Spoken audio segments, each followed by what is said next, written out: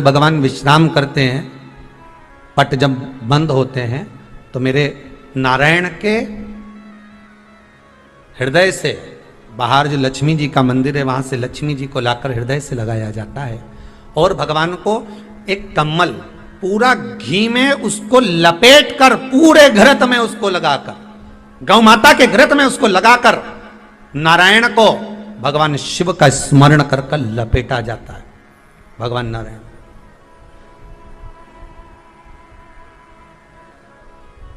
बद्रीनाथ बाबा के मंदिर में दिया घी से भर दिया जाता है, ताले लगा दिए जाते हैं, सब नीचे आ जाते हैं। जब अक्षय तृतीया के समय पर पट खोलते हैं, बाबा का कम्मल घृत से जुड़ा हुआ वैसा कि वैसे ही घृत भरा हुआ, घृत में स्थिरता है, घर में घृत के अंदर लक्ष्मी का भाव आ जाता है।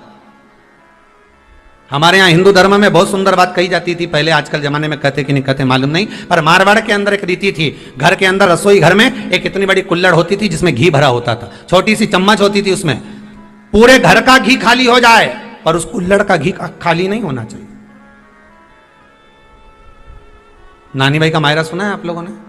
अगर नानी भाई का मायरा सुना होगा तो नानी भाई के मायरे में नरसिंह मेहता जी की जो दादी के प्राण छूटे थे वो केवल इसी बात पे छूटे थे। अगर नानी भाई का मायरा सुना होगा तो आपको मालूम होगा, नानी भाई के मायरे में जब नरसिंह मेहता भोजन करने के लिए बैठे तो नरसिंह मेहता की भाभी दुरत गौरी ने कह दिया दादी के सामने, जब दादी बोली क्यों इसकी रोटी में घी नहीं लगा, तो कहा कुल्हड़ का घी समाप्त हो गया है, रसोई घर में जो बाटकी रखी थी उसका घी समाप्त हो गया।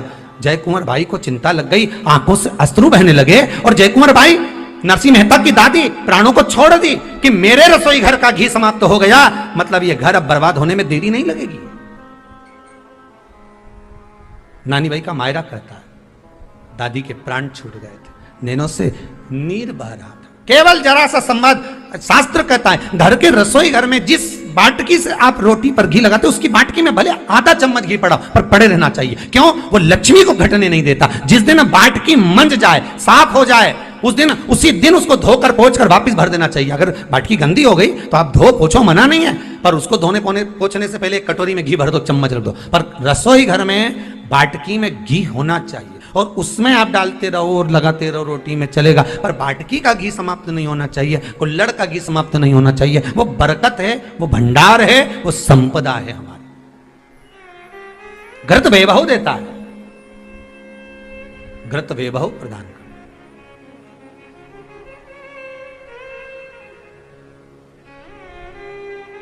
घृत वैभवता देता है। कितना सुंदर कहा है। शंकर भगवान के शिवलिंग पर घृत चढ़ाने के बाद आपने दही चढ़ाया शिव जी को, ठीक है, आपने दूध चढ़ाया, जल चढ़ाया, दही चढ़ाया, शहद चढ़ाया, शक्कर चढ़ाई, मिष्ठान चढ़ाया, जो भी आप शिव जी को चढ़ा रहे हो उसमें से केवल एक पदार्थ, एक वस्तु घी शंकर के शिवलिंग पर चढ़ाने के बाद में उसी शिवलिंग का घृत, जहां शिवलिंग रखा हुआ है, शिवलिंग जहां रखा रहता है उस कटी पर उस घृत से हस्त फेर देना चाहिए अपनी मनोकामना कर कर। जो अभिषेक आपने किया है वो अभिषेक का फल भगवान भोलेनाथ कुछ ही दिन में प्रदान कर देते हैं। मात्र उंगली फेर देने पर, घृत पात्र की उंगली, घृत का जो आप अभिषेक कर रहे हो, जल चढ़ा रहे हो, दूध चढ़ा रहे हो, आप पंचामृत सामग्री समर्पित कर रहे हो, आप दुनिया की सारी वस्तु भगवान को दे रहे हो, तो घी चढ़ाते समय जब घी चढ़ जाए, शंकर के शिवलिंग पर घी चढ़ गया, उसकी एक उंगली लेकर शिव मंदिर में जहां शंकर जी पिंडी पर बैठे हैं उस जलाधारी पर जो शिवलिंग रखा हुआ है उसके चारों तरफ उस घृत को लगा देना चाहिए अपनी कामना कर कर। महाराज शिव उसको स्वीकार करता है। क्यों? शंकर और पार्वती के मिलन स्थल माता पार्वती की गोद में भगवान शंकर का जो शिवलिंग स्वरूप विराजमान है, हस्त कमल के अंतर्गत जो भगवान विराजमान है, उसका फल चोगना मिल जाए। शक्तिपीठ नाम सुना है? अरे बोलो तो, जितने लोग कथा सुन रहे, शक्तिपीठ नाम सुना है? शक्तिपीठ का मतलब क्या होता है? जहां पर माता सती के अंग के टुकड़े होकर गिर पड़े वो शक्तिपीठ के रूप में निर्मित हो गए।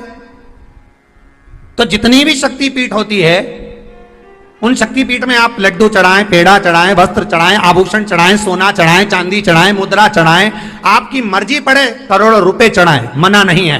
पर शक्तिपीठ का दर्शन करने जब जाएं तो कम से कम थोड़ा साथ में गाय का घृत, असली घी साथ में लेकर अवश्य जाएं। क्यों? शक्तिपीठ पर भी घी समर्पित करने से मनोकामना पूर्ण हो जाती है। आप आएंगे शक्तिपीठ का दर्शन करके और मनोकामना पूर्ण होना है, मात्र शक्तिपीठ।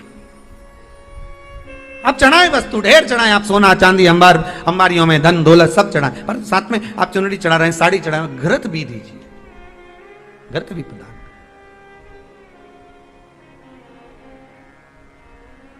घृत का दान मूल है।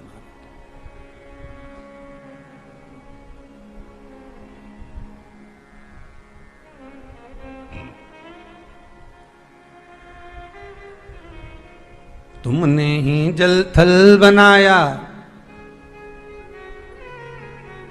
सभी तुम्हारी माया छाया।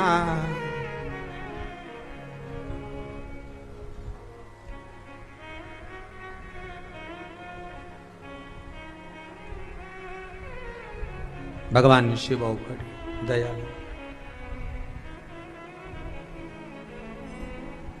तुमको लाखों प्रणाम, तुमको लाखों प्रणाम, तुमको लाखों प्रणाम, तुमको लाखों प्रणाम। शिव शंकर भोले भाले, शिव शंकर भोले भाले, माँ गौरा के घर वाले, माँ गौरा के घर वाले। तुमको लाखों प्रणाम, तुमको लाखों प्रणाम, तुमको लाखों प्रणाम, तुमको लाखों प्रणाम। शिव शंकर भोले भाले, शिव शंकर भोले भाले, माँ गौरा के घर वाले, माँ गौरा के घर वाले। तुमको लाखों प्रणाम, तुमको लाखों प्रणाम, तुमको लाखों प्रणाम, तुमको लाखों प्रणाम, तुमको लाखों प्रणाम, तुमको लाखों प्रणाम।